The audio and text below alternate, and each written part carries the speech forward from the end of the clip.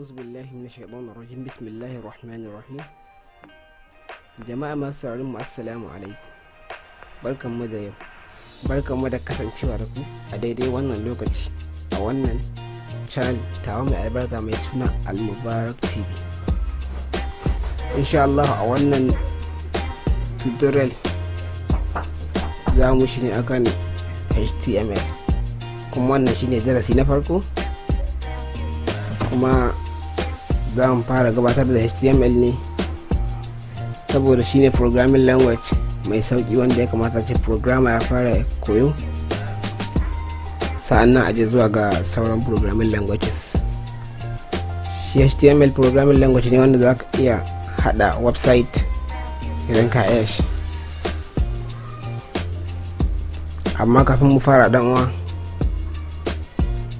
dan Allah da wuri ka mun subscribe, sannan ka danna alamar kararrawa da kuma like in ya burge ka, domin samun sababbin shirye-shirye da zara an daura. Bari mu je mu fara tutorial darasin namu ba tare da bata lokaci ba.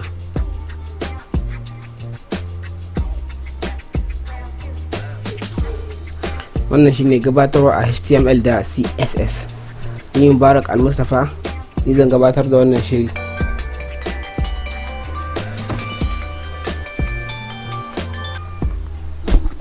Mai gabatarwa Mubarak Al-Mustafa, ni ne zan jara gamar wannan shirin. Kafin mu je zuwa ga HTML, za mu fara da programming language ne, saboda mu san menene programming language, domin shi ma HTML programming language ne. Menene programming language? Programming language yare ne na lissafi da umarni da ake amfani da shi wajen ƙirƙirar hankali da zai ba na'ura umarnin aikata abin da ake bukata a lokacin da ake bukata.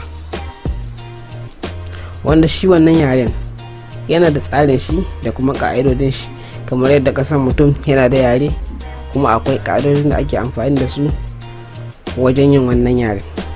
Wannan shine programming language. Za mu je zuwa ga HTML. Menene HTML? HTML yare ne da ake amfani da shi wajen magana da kwamfuta ta hanyar web browser.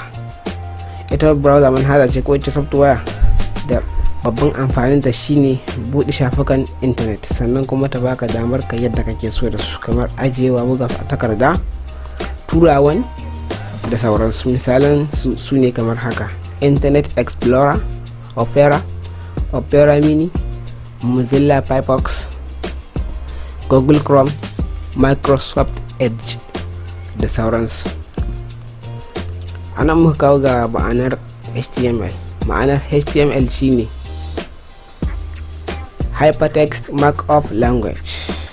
Wannan yare shine gama garin yaren na'ura mai kwakwalwa da ake amfani da shi wajen shiryawa da tsara design, ma'ana website. Ka tsara website ɗinka da kake so. Wannan kusan shine ƙashin bayan fasahar da ake amfani da ita wajen tsara shafukan intanet. Insha Allah idan ka yashi za ka tsara website yadda kake so. Yaushe aka kirkira HTML?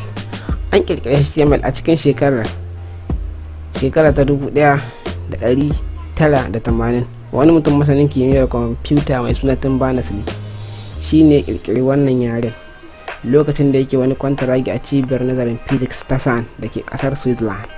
A wannan lokacin ya kirkire shi. Ana muka ga CSS. Menene CSS? CSS na nufin Cascading Style Sheet. Hakan wai shine ya fara gabatar da CSS a ranar 10 ga watan Oktoba shekara ta 1994, a lokacin yana aiki tare da Tim Berners-Lee a SAN. An buga CSS 1 version 1 a ranar 17 ga watan Disamba shekara ta 1996. Hakan wai da Bad Boss su ne suka kirkire shi. Ana amfani da CSS ne domin kawata HTML, kuma insha Allah a wannan darasi za mu yi aiki da HTML5 version 5. Wannan shine Tim Berners-Lee wanda ya kirkira HTML. Wannan kuma shine logon HTML5 version 5 kenan. Wannan shine Hakan Wim. Wannan kuma shine Bad Boss wanda ta saka CSS. Wannan shine logon CSS version 3, CSS3. Hakan Wayne kuma shine Chief Technical Officer of the Opera Software Company kuma shine co-creator of the CSS Web Standard. Insha Allah anan zamu dakata. Wannan gabatarwa ne kenan a HTML da CSS. Na san Allah sun ji kun fahimci yaushe aka kira HTML, menene HTML, me ake da HTML, menene CSS, me ake da CSS, ana amfani da CSS ne domin ƙata HTML.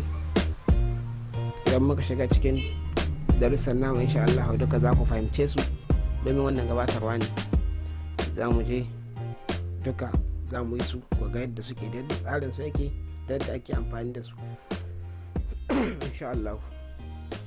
To anan za mu dakata. Assalamu alaikum wa rahmatullah. A huta lafiya.